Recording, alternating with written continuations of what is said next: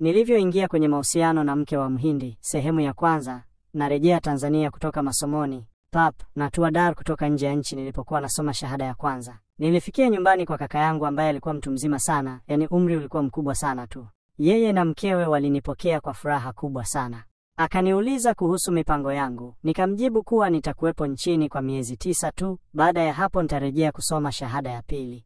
Akanijibu sawa. Nikawa namsaidia kazi zake kila siku, maana mimi ni hodari sana kwa kazi. Kaka yangu alinipenda sana, kwani saa 11 asubuhi nishaamka, naoga na kunywa chai, navaa na naondoka na dereva kwenda ofisi kuu ya kaka, maeneo ya Ilala Sharif Shamba, ambapo namwandalia kazi kaka ambaye hufika kila siku saa 4 sharp. Akifika nampa ripoti ya kazi na ndipo naenda kukagua vituo vya mafuta 7 sehemu mbalimbali jijini Dar.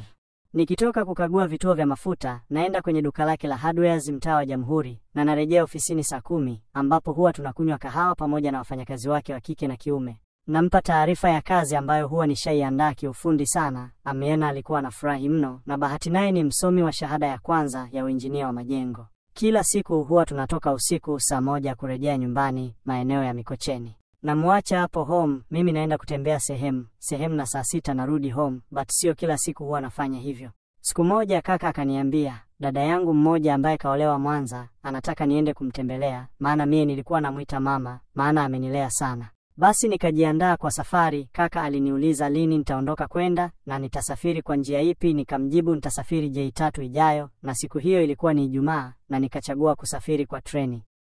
Nitaendelea baadaye